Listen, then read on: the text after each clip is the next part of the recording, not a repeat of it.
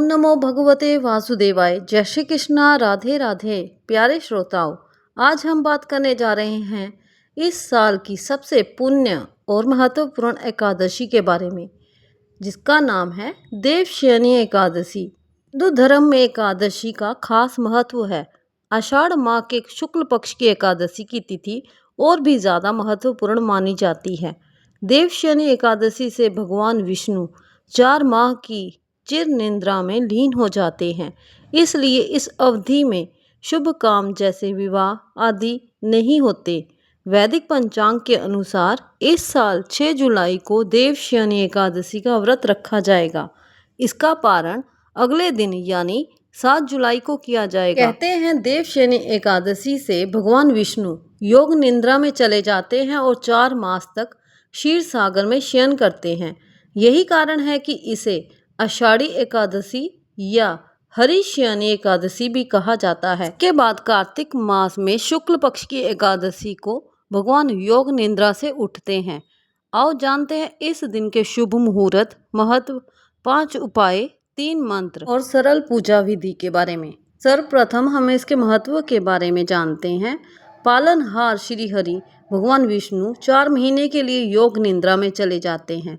इस दौरान कोई भी शुभ या मांगलिक कार्य नहीं होते। इसी समय से चातुर्मास की शुरुआत भी हो जाती है।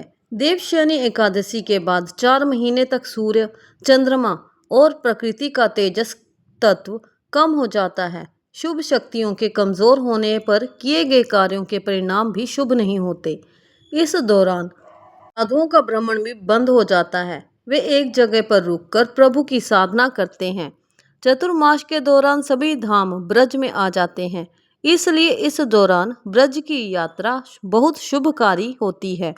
अगर कोई व्यक्ति ब्रज की यात्रा करना चाहे तो इस दौरान कर सकता है। देवशयनी एकादशी व्रत करने और इस दिन भगवान श्री हरि की विधिवत पूजन से सभी प्रकार के पापों का नाश होता है।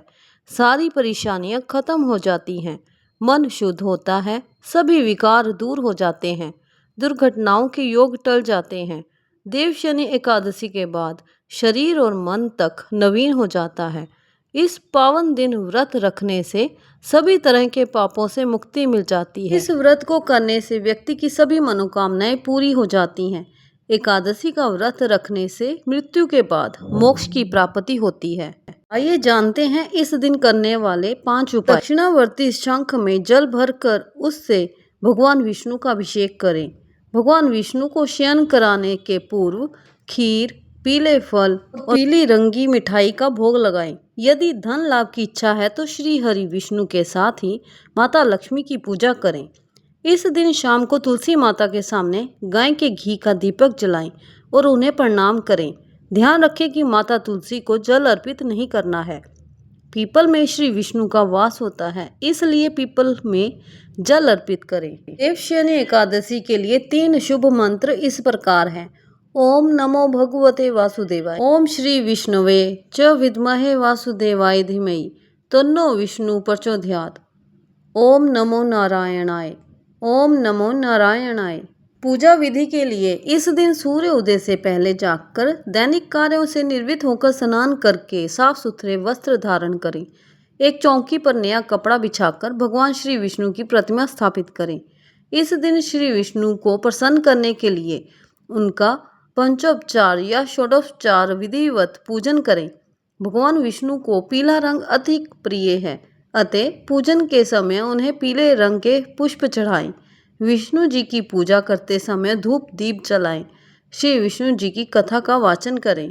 पूजन के बाद विष्णु जी और लक्ष्मी जी की आरती करें। पूजन के उपरांत पीले रंग की मिठाई अथवा पीले फलों का भोग लगाएं। श्री विष्णु जी का निवास पीपल और केले के वृक्ष में भी माना गया है, अतः इन पेड़ों की पूजा अवश्य करें और जल भी चढ़ाएं। भगवान श्री हरि विष्णु के नामों का अधिक से अधिक जाप करें।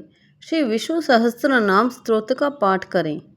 देवशयनी एकादशी की तिथि 5 जुलाई को शाम 6:58 पर शुरू होगी तथा तिथि का समापन 6 जुलाई को रात 9:14 पर होगा। देवशयनी एकादशी के व्रत का पारण 7 जुलाई को सुबह 5:29 से लेकर 8:16 तक रहेगा। इस दिन रात को विशेष विधि विधान से भगवान विष्णु की पूजा करें। इस तरह देवशयनी एकादशी व्रत हमें आत्म शुद्धि और ईश्वर के प्रति अटूट श्रद्धा की प्रेरणा देता है।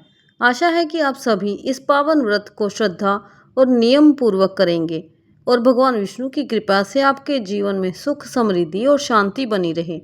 अगर वीडियो अच्छा लगे तो लाइक करें, शेयर करें और चैनल को सब्सक्राइब करना ना भूलें।